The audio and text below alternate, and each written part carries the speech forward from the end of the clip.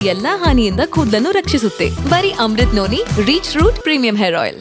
ನೀವು ಸುಮ್ಮನೆ ಮೊದಲನೇ ಫೇಸ್ ಎಲೆಕ್ಷನ್ ಆದಾಗ ಹೆಂಗಿತ್ತು ಪ್ರಾಪಗೆಂಡಾ ನೋಡಿ, ಮೋದಿ ಸೋತೆ ಹೋಗ್ಬಿಡ್ತಾರೆ ಈ ಸಲ ಅಂತ ಶುರುವಾಯಿತು. ಎಲ್ಲಿವರೆಗೂ ಅಂತಂದ್ರೆ ನನಗೆ ಅನೇಕ ಮಿತ್ರರು ಹೋಗೇ ಬಿಡ್ತೀವಾ, ಮುಗ್ದೇ ಹೋಯ್ತಾ ಕತೆ ಅಂತ.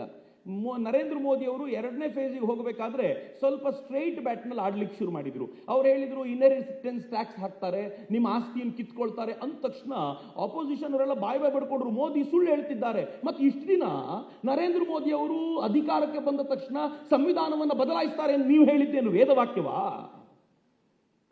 ನೀವು ಇದೇ ಸುಳ್ಳನ್ನು ಹೇಳ್ಕೊಂಡು ಬಂದ್ರಲ್ಲ. ಮೋದಿ ಒಂದು ಸತ್ಯವನ್ನ ಹೇಳಲಿಕ್ಕೆ ಪ್ರಯತ್ನ ಮಾಡಿದ್ದನ್ನು ತಡ್ಕೊಳ್ಳಿಕ್ಕೆ ಸಾಧ್ಯ ಆಗಲಿಲ್ಲ. ಎರಡನೇ ಫೇಸ್ ಮುಗಿಯೋದ್ರ ವೇಳೆಗೆ ಇವ್ರು ಏನ್ ಮಾಡಿದ್ರು, ಮೋದಿ ರ್ಯಾಟ್ಲ್ ಆಗ್ಬಿಟ್ಟಿದ್ದಾರೆ, ಮೋದಿ ಒದ್ದಾಡ್ತಿದ್ದಾರೆ, ಇನ್ನು ಗೆಲ್ಲೋದು ಕಷ್ಟ ಇದೆ ಅಂತ. ಥರ್ಡ್ ಫೇಸ್ ಚುನಾವಣೆ ಆಗ್ತಿದ್ದಂತೆ ಮೋದಿ ಹಿಂದೂ ಮುಸ್ಲಿಂ ಡಿವೈಡ್ ಮಾಡ್ತಿದ್ದಾರೆ ಎಂದ್ರು. ಫೋರ್ತ್ ಫೇಸ್ ಆಗ್ತಿದ್ದಂತೆ ಯಾವಾಗ ವೋಟ್ ಕನ್ಸಾಲಿಡೇಟ್ ಆಗ್ತಿದೆ ಮೋದಿ ಪರವಾಗಿ ಅಂತ ಗೊತ್ತಾಯ್ತು, ಇವ್ರೇನ್ ಮಾಡಿದ್ರು, ನಮ್ಗೆ ಬೇರೆ ಯಾವುದೂ ಇಲ್ಲ, ರಾಯಬರೇಲಿ ಗೆದ್ರೆ ಸಾಕು ಅಂದ್ರು. ಫಿಫ್ತ್ ಫೇಸ್ ಆದ್ಮೇಲೆ ಏನಾಯ್ತು ಗೊತ್ತಾ, ಮಾತಾಡದೆ ಬಿಟ್ರು ಅಪೋಸಿಷನ್. ಎಲ್ಲಿಗೆ ಬಂದಿದ್ದಾರೆ ಗೊತ್ತಾ? ಫಿಫ್ತ್ ಫೇಸ್ ಆದ್ಮೇಲೆ 400 ಬರಲ್ಲ ನೋಡ್ತಾ ಇರಿ ಅಂತ.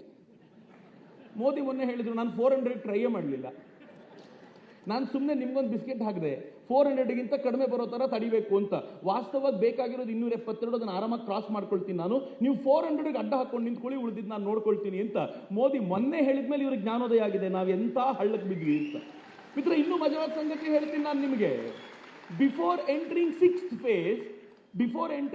ಫೇಸ್ ಎಷ್ಟು ಮಜಾ ನಡೆದಿದೆ ಗೊತ್ತಾ?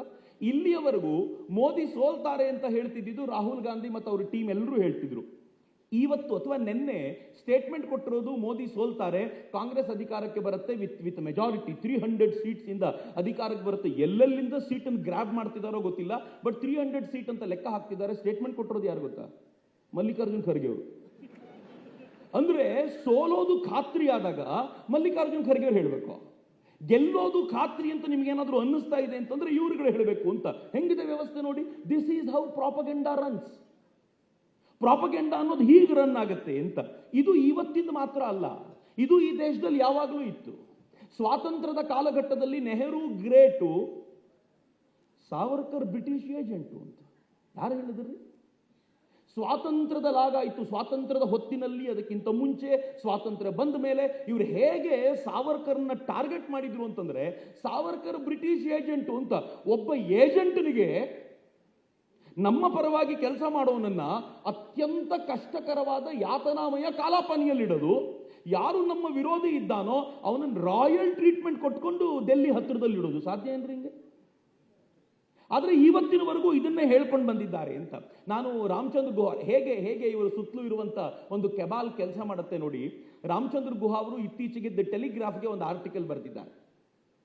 ಆರ್ಟಿಕಲ್ನ ಟೈಟಲ್ ಏನು ಅಂತಂದ್ರೆ, 1977 ಎಲೆಕ್ಷನ್ ಹೆಂಗಿತ್ತೋ ಅದೇ ಥರದ ಎಲೆಕ್ಷನ್ 2024 ಅಂತ.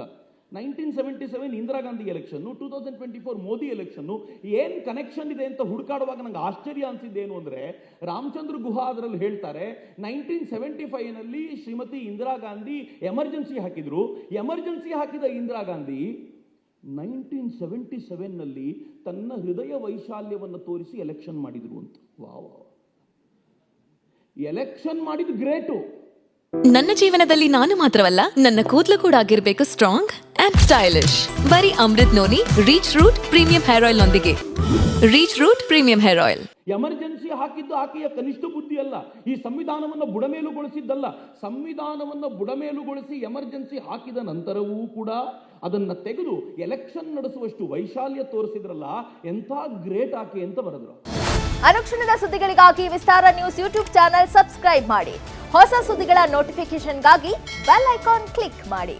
ಲೇಟೆಸ್ಟ್ ಅಪ್ಡೇಟ್ಸ್ಗಾಗಿ www.vistaranews.com ವೆಬ್ಸೈಟ್ಗೆ ವಿಸಿಟ್ ಮಾಡಿ.